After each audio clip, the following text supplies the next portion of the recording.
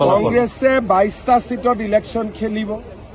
আৰু তাতেই ঘূৰা-ঘূৰি কৰি থাকিব আৰু কেণ্ডিডেট বিলাকৰ পৰা দুনিয়াৰ পইচা উঠাব 22টা সমষ্টিত অলৰেডি কেণ্ডিডেট বিলাকক ইশাৰা কৰিছে যে 1 কোটি এডভান্স দিয়ক 3 কোটি পিছত দিব লাগিব বুলি গোটেই মিয়া সমষ্টিত যিমান কেণ্ডিডেট আছে তাৰ পৰা ধাম ধুম পইচা উঠাব আগতে উঠাইছিল এবাৰটো গণ্ডগোল লাগিব কংগ্ৰেছৰ কোনকিটা সমষ্টি মোক কৈ আছে নহয় মানুহবিলাকে কেণ্ডিডেট বিলাকে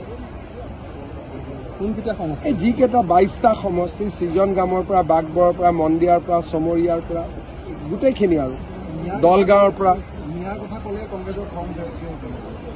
তাৰমানে মিয়াই কংগ্ৰেছৰ অক্সিজেন মিয়াৰ ভোটতে কংগ্ৰেছ চলে মিয়াৰে ৰাজনীতি কৰে আমি মিয়াৰ বহুত কাম কৰিছো মিয়া মানুহে অৰুণোদয় পাইছে মহিলা উদ্যমিতা পাইছে কোনো কথা নাই খালি কিছুমান কথা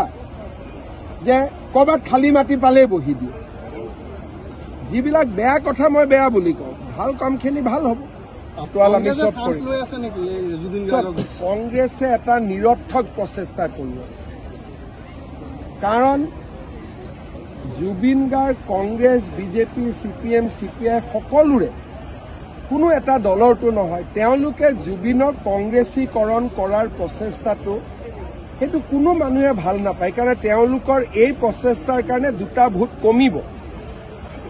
দুটা ভোট নাবাৰে কেতিয়াবা গৌৰৱ গগৈ ক'বচোন যে জুবিন গাৰ্গৰ গান এটা কেইটামান পেৰাগ্ৰাফ গাই দে বুলি গাই দিব পাৰিব নেকি তেওঁলোকে জীৱনকালত জুবিনক কেতিয়াও সন্মান দিয়া নাছিল